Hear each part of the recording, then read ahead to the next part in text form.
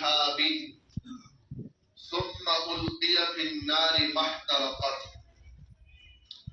نبی کریم صلی اللہ علیہ وسلم فرما رہے ہیں لو جعل القرآن فی احاب، اگر کسی سینے میں قرآن آ جائے، کسی چمڑی میں قرآن داخل ہو جائے، ثم، یہاں ثم جو استعمال ہوا ہے استبعاد کے لیے ہوا ہے، مطلب یہ ہے کہ اولاً تو وہ جہنم میں داخل ہوگا نہیں، وہ حافظ قرآن، خدا نہ خواستہ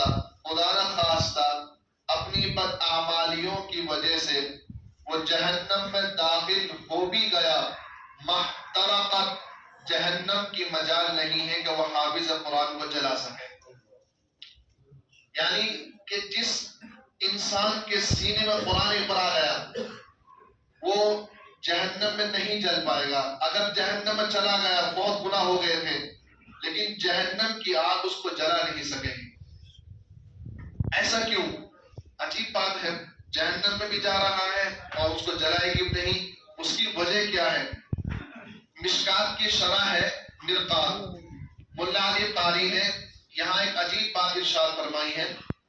حضرت فرماتے ہیں کہ اس کی وجہ یہ ہے کہ جہنم اور جنت یہ اللہ کی مخلوق ہیں، اللہ ان کو پیدا کیا ہے، اور جو قرآن ہے یہ اللہ کی مخلوق نہیں ہے، یہ اللہ کی صفت ہے، اللہ سے نکلا ہوا کلام ہے۔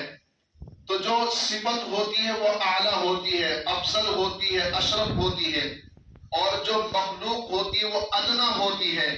تو ادنا چیز میں طاقت نہیں ہے کہ وہ اعلیٰ چیز کو جلا سکے، اس وجہ سے حافظ قرآن کو جہنم جلا نہیں سکے گی۔